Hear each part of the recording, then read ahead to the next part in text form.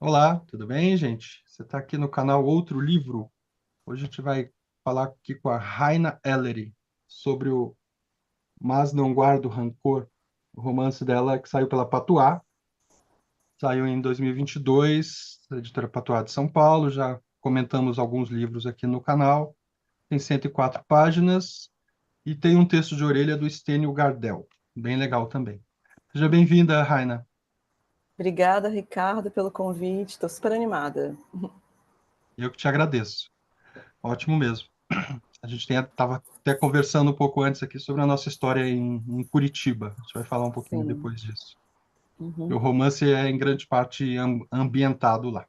Sim. Gente, quem não a conhece, a Raina Ellery nasceu em Fortaleza, em 1980. Ela é procuradora da Fazenda Nacional, especialista em escrita e criação, integrou o grupo de estudos sobre história da arte na Galeria Multiarte. Ao longo de 2022, escreveu crônicas quinzenais para o Bendito Jor. E em 2023, o Tobogã, uma obra dela, uma escrita dela, foi destaque no prêmio Off Flip. E A Mancha foi um dos contos premiados pelo Prêmio de Literatura Unifor.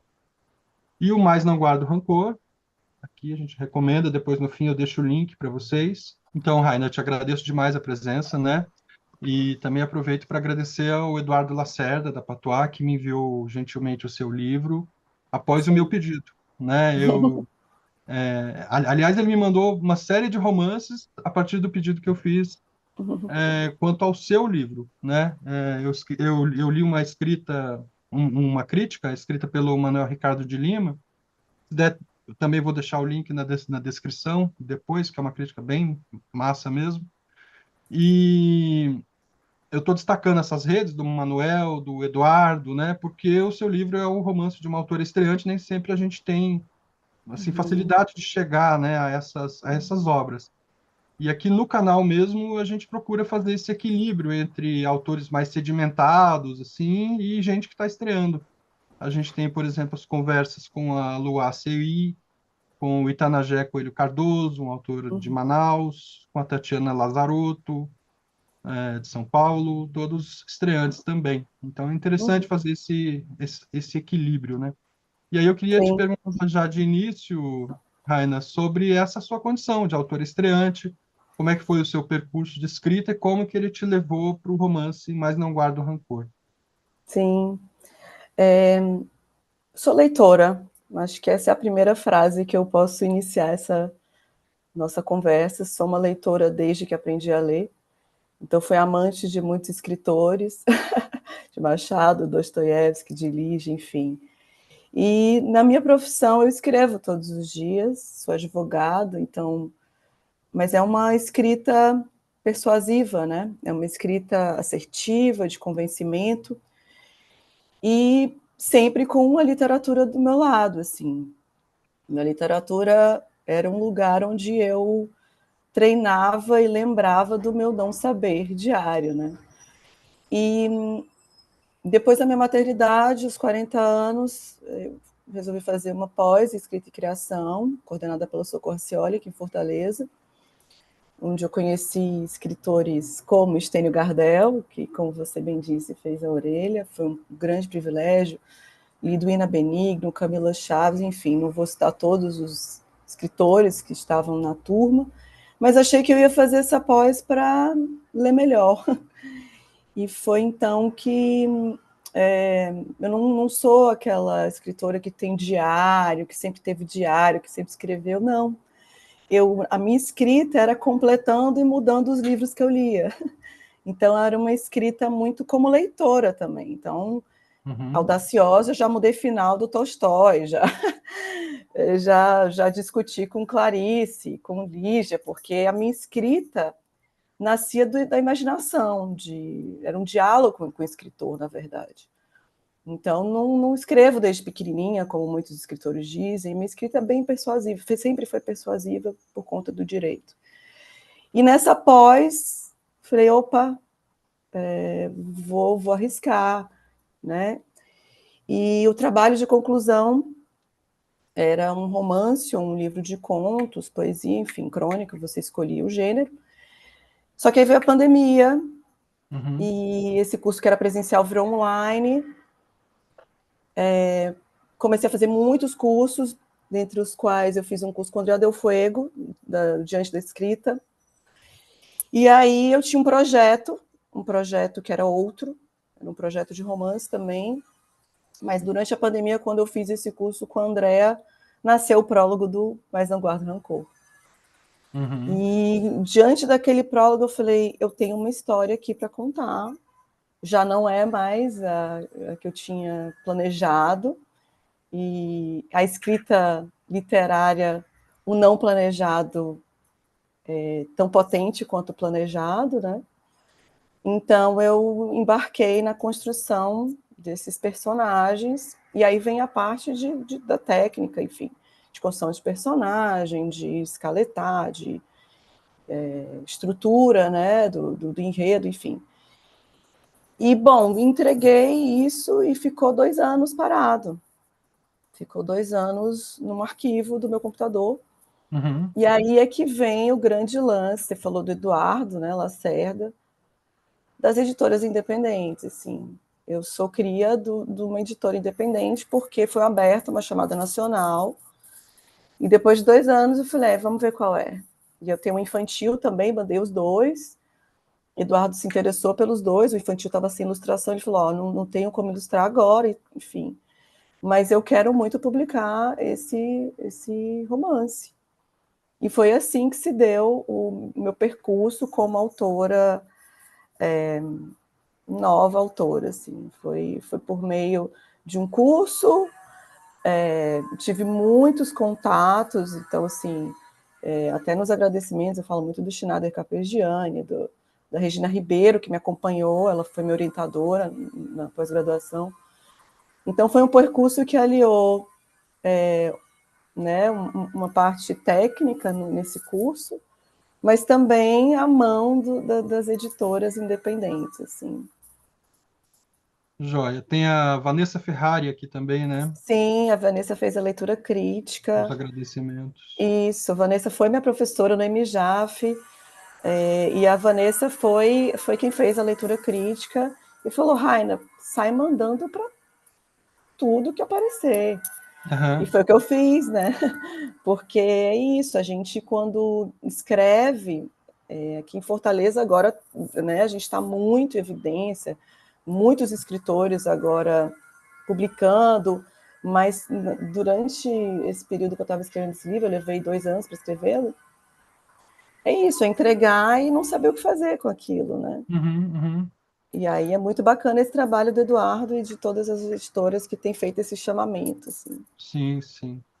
A Vanessa, a gente tem uma conversa com ela aqui também. Sim. Bem legal. Uhum. Joia. Uma coisa que eu falei já, né, que eu cheguei ao teu livro pela crítica, e a gente muitas vezes fala que a gente fala dos cursos, a gente fala dos editais, mas a crítica tem sido uma instituição posta muito desacreditada, a gente pode dizer, né? Assim, quase não há mais crítica, né? E quando acontece a crítica, é muito importante a gente dar essa atenção para manter esse esforço de se debruçar sobre uma obra e refletir sobre ela. E o Manuel escreve super bem, né? Faz muitas relações, tal. E uma das coisas que me chamaram a atenção ali na discussão que ele faz sobre o teu romance é o aspecto da identidade, né? Ele faz aquela coisa da relação com o outro, né? E ele começa falando de Derrida, ele fala de que não há o indivíduo, né? Desfaz aquela ideia da individuação e pensa o seu livro uma espécie de performance assim que percorre diferentes mulheres. É, Uhum. eu acho que tem isso, claro que tem. E chamou atenção assim ele dizer que o seu romance escapa da lenga-lenga, de certo modo, da identidade, que é algo que a gente vê como um lugar comum, de certo modo, na literatura contemporânea, né? Vai ser sempre depurado isso daí, a gente vai chegar às obras de qualidade também com o passar do tempo, mas existe um esforço muito massivo assim com relação afirmação de uma identidade, assim, que quase é impostada no fim das contas, até falseada muitas vezes pelo próprio mercado editorial, assim, né, para chegar no leitor, assim, com um aspecto até moral da literatura. Uhum. Como é que você viu a crítica dele? Como é que você vê esse aspecto da negação no seu romance de uma identidade fechada? Por exemplo, o trânsito pelo gênero sexual, né? Sim, sim. É um desses aspectos. Sim, a literatura, como eu te falei, que era meu apoio ali para uma fuga de um trabalho de convencimento, enfim, é o exercício da alteridade, né? Era onde eu podia viver e sentir. Então, eu sempre busquei livros, literatura, para viver essa alteridade, assim, para entrar no outro. Então, na construção das minhas personagens, eu busquei muitas identidades, né? A gente tem um homem no meu romance, e esse homem também eu procurei fragmentá-lo, né? Ele desempenha o lugar do cuidado em que se impõe ser um lugar feminino.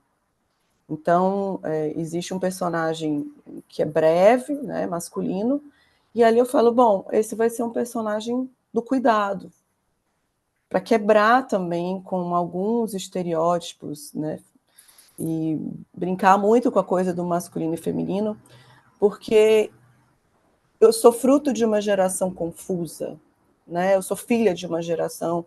Minha mãe era uma dona de casa, mas falou: pelo amor de Deus, trabalha. E aí, quando eu comecei a trabalhar, falou: pelo amor de Deus, agora casa. Então, é uma geração que entendeu, minha mãe entendeu que eu precisava ter uma independência, né?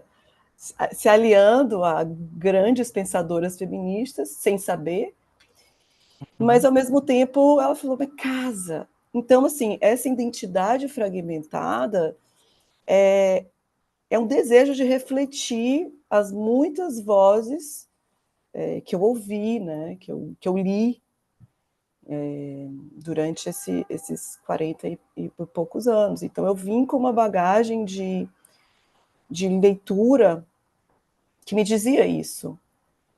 Então, acho que essa fragmentação e essas várias identidades que o Manuel Ricardo enxergou, isso tudo foi fruto de estudo para que essas personagens pudessem refletir o que eu vejo por aí.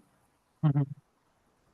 Vê na sua geração, assim, né? Porque tem esse Sim, aspecto de testemunho de geração também, né?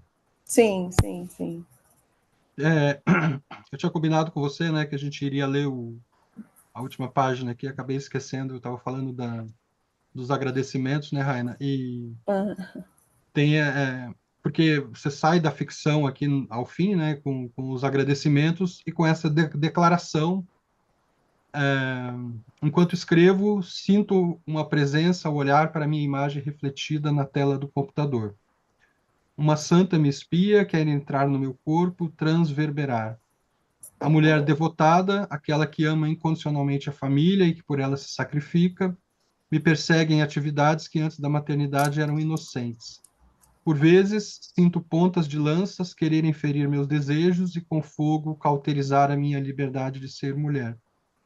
Para decifrar a língua sacra, leio, acolho, subverto, não pretendo queimar santas em fogueiras. Para transformar a língua sacra, conjugo. Escrever é verbo feminino direto, eu escrevo.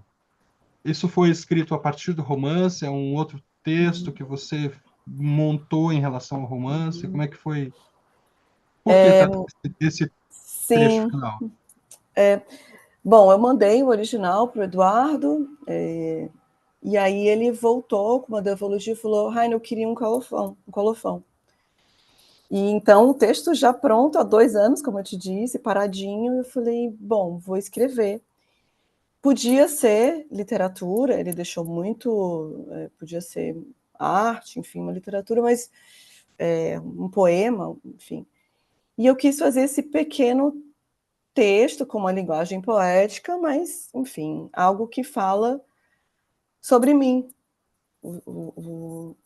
É o primeiro momento que eu me coloco nesse texto como escritor, como o indivíduo, o sujeito que escreveu esse texto, né? E acho que eu vi até a entrevista da Maria Fernanda, né, falando de panfleto e tudo.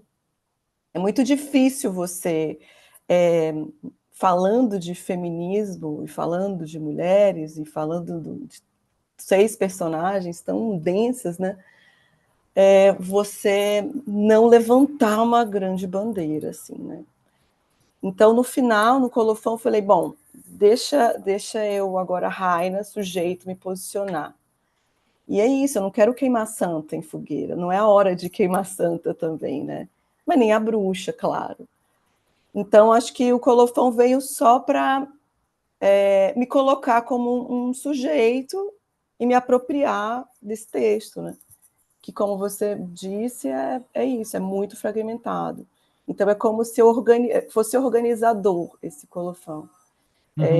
E fosse um pouco também de uma explicitação do momento em que eu vivia, né? O desejo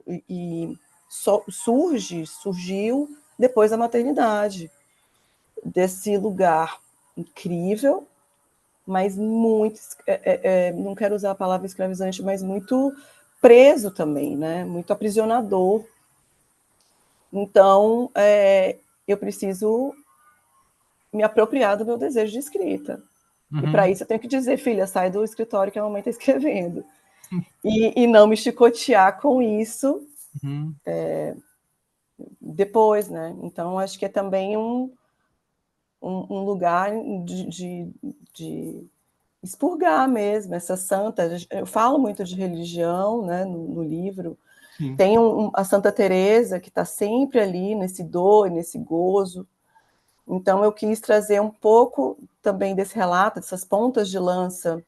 Tem no relato da Santa Teresa, e essa santa também pode ser lido como o anjo da casa que a Virginia Woolf fala também no ensaio dela que ela proferiu para mulheres trabalhadoras. Então, também tem um pouco desse ensaio da Virginia Woolf, tem um pouco também do relato da Santa Teresa, e é um indivíduo que escreve, que fala, né, que se apropria da obra também. Eu não conheço esse ensaio, não. Vou Sim, posso te buscar mandar também. depois. Joia. Você falou aí de fragmentação, né? Porque, tá, então você está aí pensando, lendo muito, muito na vida, e aí chega na hora de escrever, você tem que pensar um ritmo, um tom para o seu livro, né?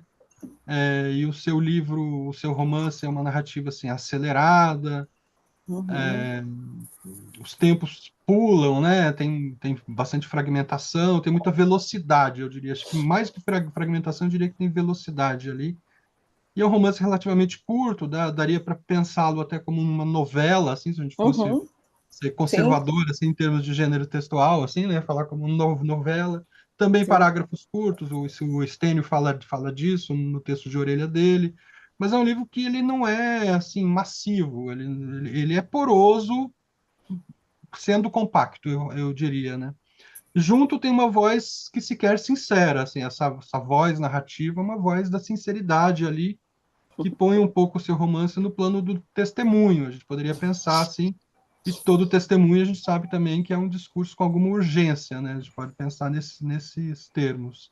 O que é que você buscou, assim, quanto ao ritmo, ao tom? Por que esse ritmo, esse tom? O que que você evitou, por exemplo, em termos formais, assim, na construção narrativa? Sim, a narradora, ela já anuncia um apego ao tempo, que só no final do livro a gente vai entender por que esse apego ao tempo, né? Uhum, Por que ela está tão ansiosa e tão veloz para falar aquilo? uhum, Então, eu não pensei para quem que ela estava contando essa história. Então, essa história é leitor, não sei, um delegado, um analista, não sei quem é, não sei, não faço ideia, uhum, para não falar muito, né, do final. Mas na construção, a primeira coisa que eu pensei foi isso, em termos de estrutura, era, primeiro, a velocidade. É uma velocidade em que se reza, eu queria que lembrasse muito essa coisa dessas mulheres que rezam, tem muito aqui no Nordeste, a coisa do Ave Maria cheia de graça, eu vos bendizer, que é uma coisa que você vai rezando, você não sabe mais o que você está dizendo na reza, né? É um ritmo de acalanto, mas também de desespero puro. Então, essa rapidez também foi pensada nessa construção de reza, já que eu falo muito de Nossa Senhora, de Santa Teresa, enfim. Então, tinha esse pensamento, assim como esse pensamento também do... Ela tem um motivo para estar contando essa história com muita rapidez. E aí o final é organizativo por isso, porque a gente compreende a pressa. E sobre a linguagem, é uma mulher que se diz controlada. Na construção, né, dessa mulher, era uma mulher que se dizia muito controlada, de emoção, não perco o controle, não bebo. E toda a ira e a raiva está na linguagem. Então, eu não medi palavrão, eu não medi tudo que essa mulher, que viria à cabeça dela de subversivo e de agressivo, cruel, violento, cabia. Porque, como você disse, era um testemunho, é um recorte muito breve, né, muito rápido como diz uma amiga minha, falou assim, a gente não entende a menstruação. A gente entende, a gente vai se dar conta, porque um dia você acorda e você sangrou. E aí você vai se dar conta disso, às vezes, 20 anos depois. Fala, caramba, o que é isso que me acompanha? É algo orgânico, biológico, mas às vezes não, o pulo da criança para a mulher é de um dia para a noite. Então, é mesmo numa frase. Então, eu queria que essa rapidez que as coisas acontecem na vida, e aí masculina e feminina já não me importa, mas no caso do livro era necessário manter um ritmo muito acelerado. Eu adoro escrever conto, os dois contos que você falou, A Mancha e o Tobogã, são também pensando nessa narrativa curta. Então, eu queria também que o livro, cada capítulo, ele tivesse um fechamento e já impulsionasse o leitor para o próximo. Então, assim, muita gente lê e fala, nossa, fui engolida, foi devorada. Foi muito trabalho para conseguir que essas peças se encaixassem nesse ritmo muito acelerado. É vertiginoso mesmo, e tem que ser assim por conta enfim, né, do tipo de relato e do tipo de tempo que ela tem, do curto tempo que ela tem para contar essa história, esse recorte, né? Uhum. Tem uma aceleração que me lembrou um copo de cólera, assim, também, que vai nessa... E aí eu te pergunto, né? Que o papo de cólera tem essa ideia um pouco do fluxo e como é que foi a escrita, assim, em si, né? Esse equilíbrio entre o projeto, tem um romance para fazer, vou projetá-lo e fazê-lo assim, o fluxo da escrita, as reescritas, os cortes. Por exemplo, tem um aspecto lá que é você vai delineando aqui e ali, isso é bem assim, vai salpicando durante o romance, o perfil socioeconômico da Sim, protagonista e das personagens, a evolução desse perfil, inclusive, né? Como é que ele vai se modificando. Então, a gente fica sabendo o suficiente, eu diria, né? sim, Sem excesso, sem gordura, assim, a gente poderia até pensar. Então, é um pouco a minha questão é um pouco desse projeto do que dizer, do quanto dizer, do que não dizer. Como é que foi sim. pensar isso? Eu tive, nesse curso, me aproximei muito de uma escritora chamada Camila Chaves, uma escritora aqui de Fortaleza, e ela até está nos agradecimentos também. Ela fez a preparação do texto, então ela me acompanhou Uhum, durante esse período de escrita. A Vanessa fez a leitura crítica, ela fez a preparação, e, como eu te disse, a minha escrita diária né, de advogada pública, enfim, de advogada, é uma escrita de convencimento e todos os argumentos, ela precisa estar fechada, mas eu preciso dizer tudo, né? E na literatura, o leitor ele entra na ausência, é ali que ele vai completar, é ali que ele vai fabular. Era aí que eu entrava, é aí que eu entro como leitora, né? Como eu te disse, eu mudo o final, eu discuto eu fico com raiva de personagem, porque eu falo, cabia aquela frase na boca desse personagem. Então, na construção, eu escrevia nos finais de semana, né? Então, levei uns 2 anos para construir, e sempre nesse esforço ela precisa dizer menos. Então, o enxugar foi muito trabalhoso. A gordura realmente aqui era muito pensada, porque, de fato, numa frase eu tinha que condensar profundidade, né, no pensamento dessa narradora, que é uma narradora que pensa muitas questões, né, que fala de Nietzsche, enfim, ela você percebe que ela tem um arcabouço, né, de pensamento, mas não podia, por conta do projeto, né, ser muito dito. Então, realmente, o trabalho de enxugar foi muito pesado, assim. Foi muito pensado para servir a esse ritmo, para servir a essa aceleração, assim. E acho que eu fico satisfeita quando eu releio, assim, eu fico muito satisfeita. Acho ainda que algumas coisas que eu enxuguei, eu ainda fico um pouco assim, mas, enfim, no geral, tem uma satisfação de ter conseguido limpar muita coisa, assim. Uhum, uhum. Pois é, você falou há pouco, né, Raina, de que não te preocupava muito dizer para quem ela estava contando, para quem essa protagonista estava contando. Num determinado ponto da leitura aqui, isso também assim nem me incomodou, assim, para ser bem sincero, nem me passava muito pela cabeça para quem essa protagonista estaria contando a sua vida, né? Pensei, sei lá, no Grande Sertão Veredas, que está ali contando para um interlocutor, né? Alguém conta a sua vida a alguém no fim das contas, né?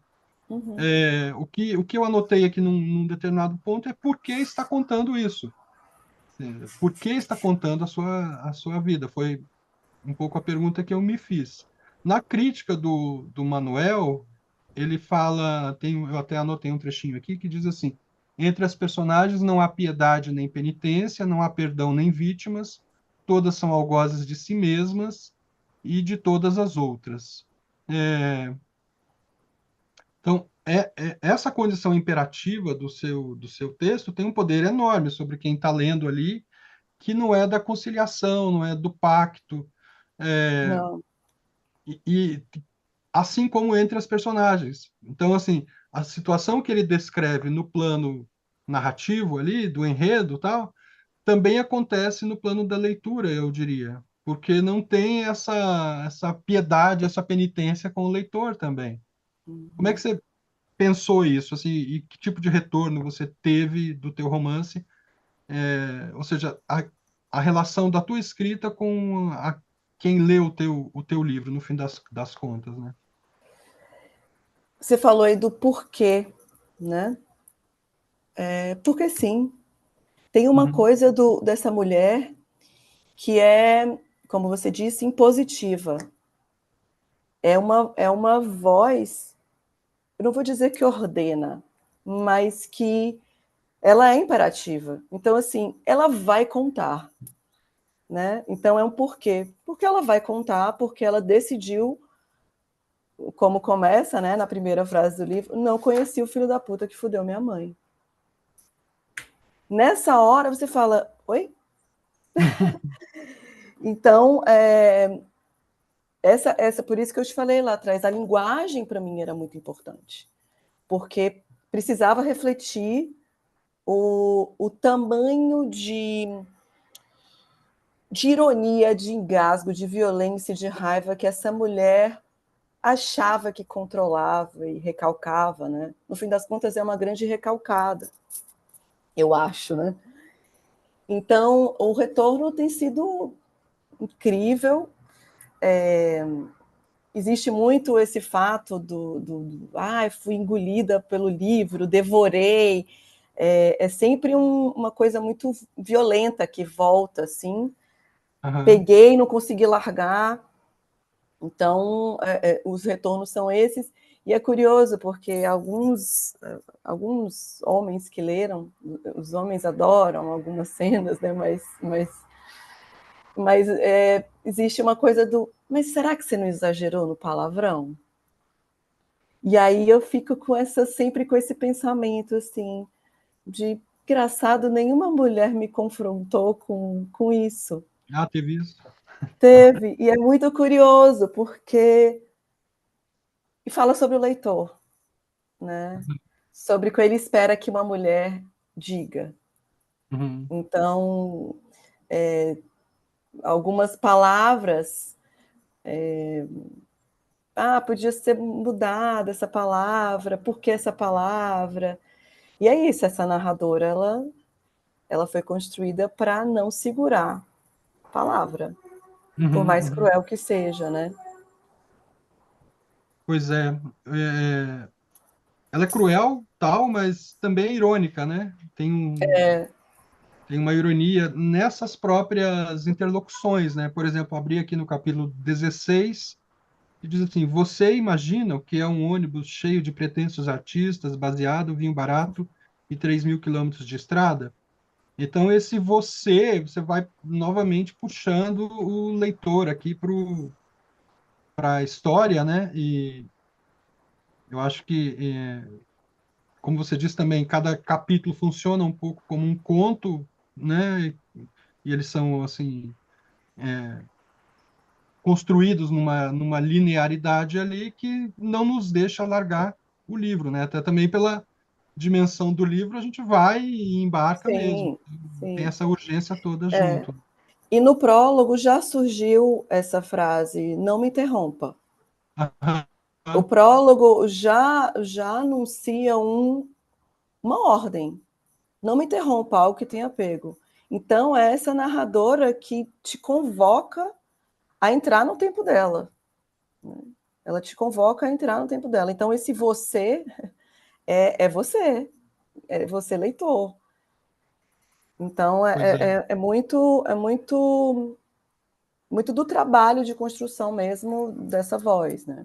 E aí, como diz a André Delfego falava, assim, é tempo de voo. Então, era testando e antes de começar, né, muito teste de linguagem, do que essa mulher fala, do que ela pensa, quais são os recalques, quais são os julgamentos, porque os julgamentos dela são todos disparados, sem filtro, né? Uhum, Então ela foi muito treinada antes de eu iniciar efetivamente a narrativa. Né? uhum, uhum. E, claro, se o livro se abre, né, como não conheci o filho da puta que fodeu minha mãe, mas não guardo rancor, é só modo de dizer, aí a gente já tem um posicionamento político bem explícito, e isso está na epígrafe também, da Rosa Monteiro, por exemplo. Portanto, minhas irmãs, vamos abrir nossa goela de dragão e cuspir fogo. Queria que você falasse um pouco disso, né? Como é que foi construir a personalidade de julgamento moral político dessa personagem, dessa protagonista. E, claro, tem também uma ironia ali com a vida jovem o tempo todo, que não é nostálgica, né? Isso Não, é. é evidente, né? Mas tem muito essa condição dúplice de virulência e ironia, né? Sim, que eu acho que é, diante da violência a gente sobrevive com algumas armas, né? E Uhum, acho uhum, que o humor e a ironia, ela tem um humor terrível. Ela brinca, ela faz ironia num velório, né? aham, Né? Então, essa construção também foi muito clara para mim. tudo que vem como violência volta como ironia, porque é a forma com que ela acha que tem controle do sentimento. Então eu faço uma piadinha aqui sobre esse assunto, mas na verdade eu estou fazendo uma crítica. Ela fala em algum momento sobre viver de arte no Brasil, que quando ela se forma ela fala os moleques, não me lembro, desesperados para contar como eles vão contar para o pai que não vão conseguir viver de arte no Brasil. Então, você dá aquela risadinha, mas é cruel. É cruel. Então, toda a crueldade, toda não, mas assim, grande parte da crueldade com que ela faz esse recorte, né, do pensamento dela, vai como humor, como ironia, e às vezes escapa a violência mesmo.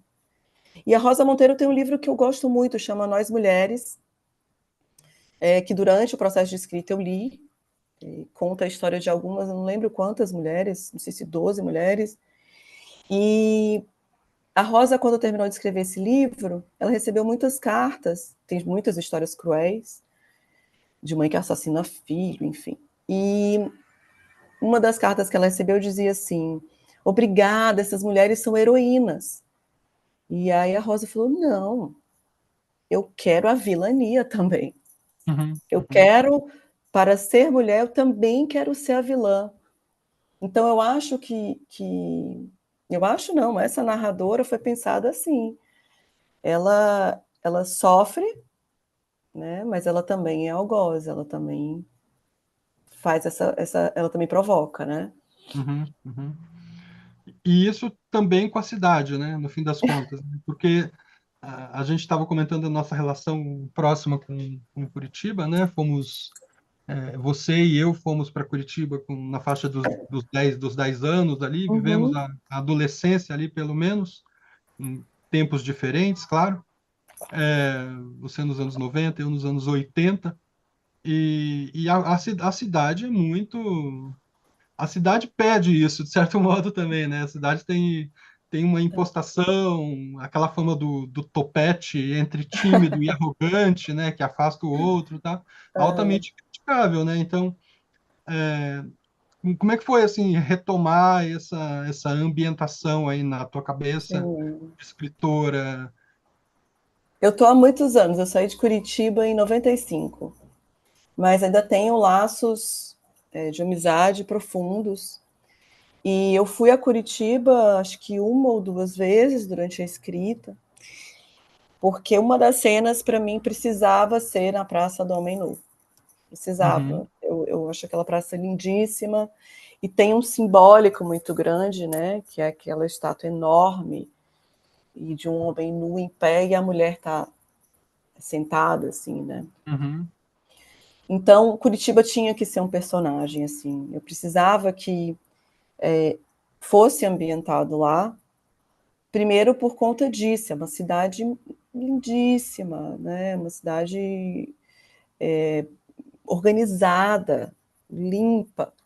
Então, eu queria pegar esse ambiente organizado, enfim, asséptico, para construir também essa contradição da cidade, né?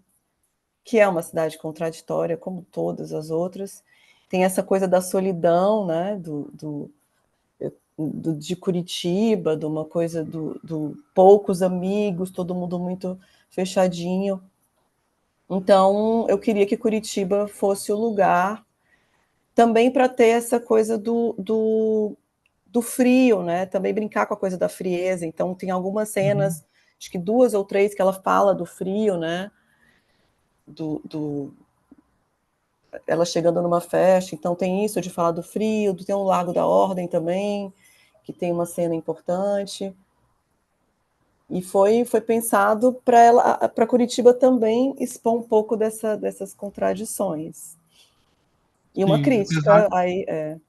Pode falar, desculpa. Não, e essa não, não. E essa crítica, né, é a cidade dos solitários. Aham, aham.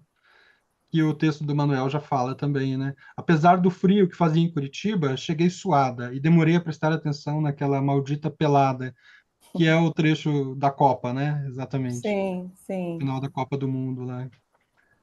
Então, eu acho também assim que uma das diferenças no seu tratamento aqui de Curitiba é que a gente vê muito Curitiba descrita pelos escritores curitibanos, né? E que não é exatamente o seu caso. Então, tem um distanciamento que consegue fazer esse riso acontecer muitas vezes, essa relação com a frieza. Eu acho que funciona bastante bem aqui. sim. E eu queria que Carmen fosse nordestina.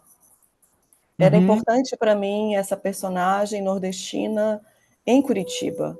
Eu queria falar um pouco dessa solidão do você fora de casa, né? Eu morei em muitas cidades,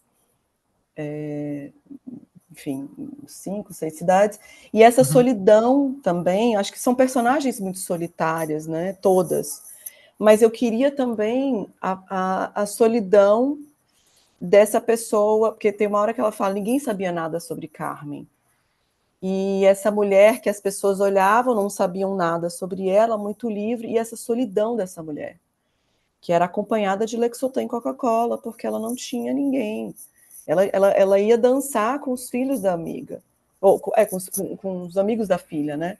uhum, Então eu uhum, também queria, e é muito sutil, eu queria colocar a sutileza dessa personagem estrangeira, né?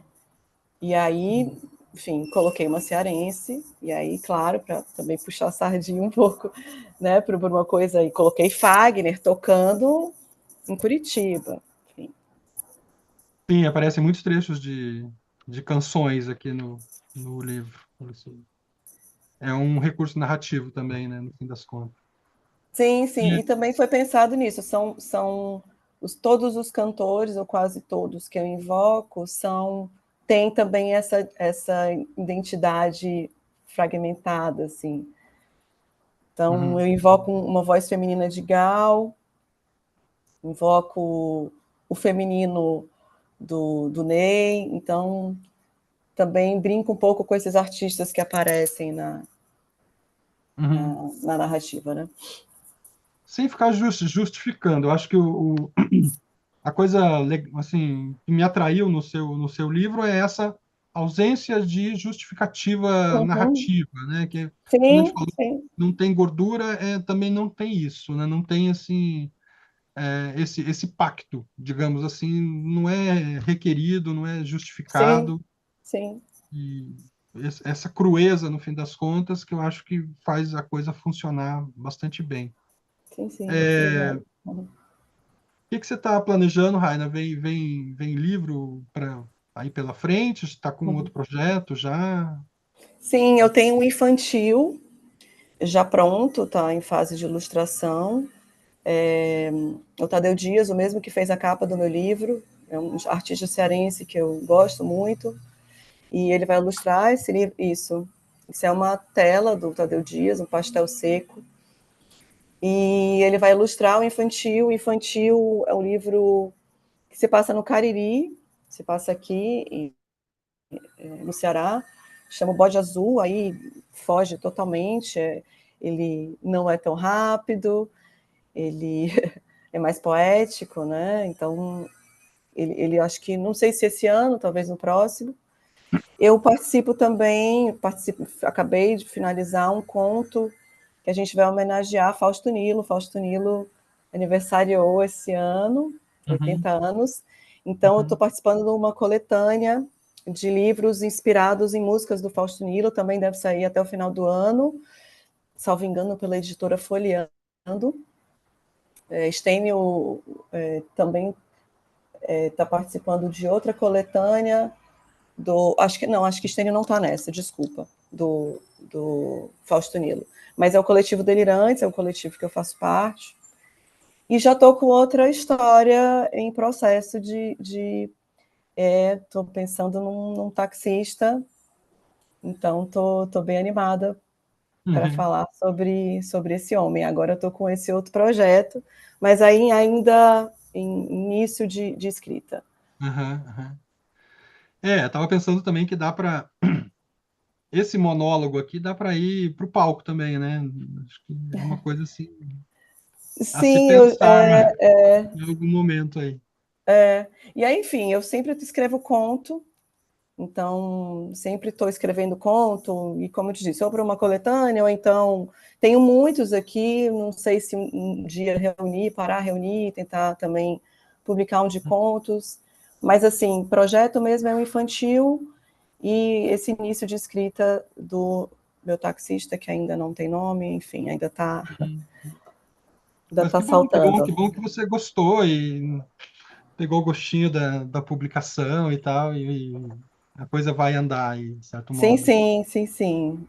Espero. A gente tinha pensado, Raina, de você ler um trechinho, o que você acha? Sim, sim, podemos.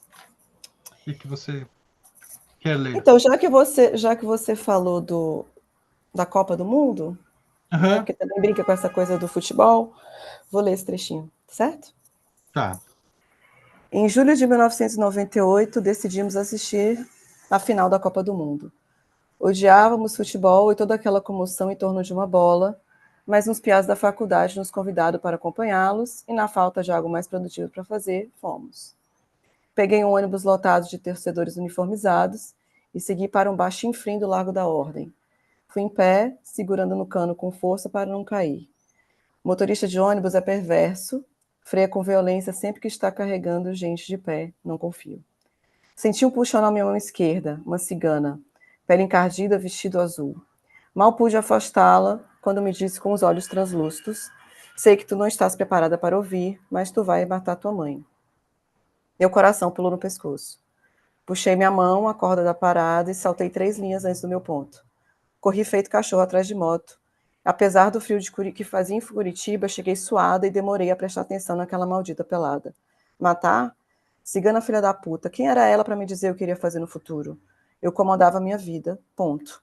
Se tivesse matar, que fosse movida pelo desejo de esfalar alguém, jamais pelo acaso. Só então percebi o quanto o Lourinho chorava. Abri o berreiro logo depois que Zidane meteu o segundo gol e não parou mais de se lamentar. 45 minutos dedicado a lamúrias. Era ridícula sua comoção e acho que por isso me interessei por ele.